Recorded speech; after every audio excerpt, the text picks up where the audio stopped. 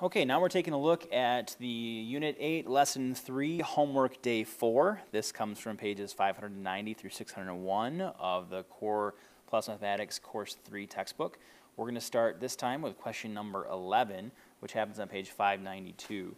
So question number 11 says, determine which of the following mathematical statements are true.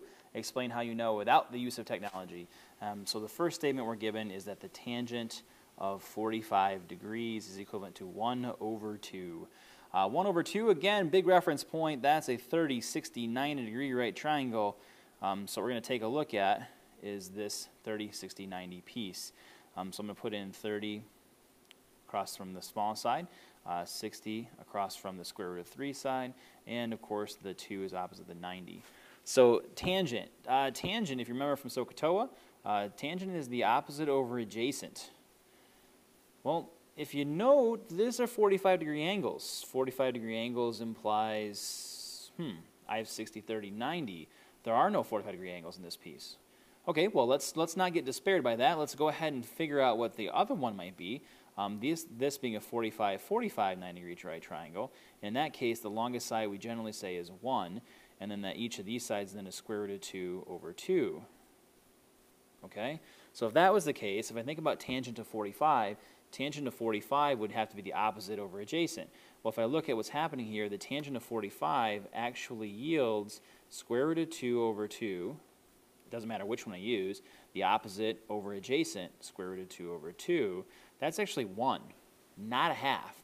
So this is a false statement. Okay, let's go to part B. The arctangent of 1 is equivalent to 45 degrees. Well, hey, we're in luck. What we did to show that 11a was false, square root of 2 over 2 divided by square root of 2 over 2 gave a ratio of 1 out. The arctangent of 1 then works backwards to 45 degrees. That is a true statement. Let's look at C. C says the arctangent of the square root of 3 equals pi over 3. Okay, so square root of 3, that's going to reference back to our 30, 60, 90 right triangle. Square root of 3 needs to be the opposite side over the adjacent side. So the square root of 3 over 1, which is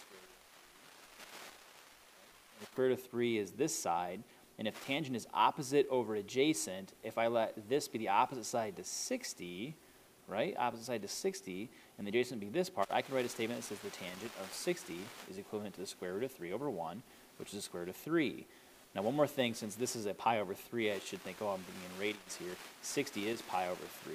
So I can write the same statement like that. Then the arctangent of square root of 3 works backwards and gives us pi over 3. True statement.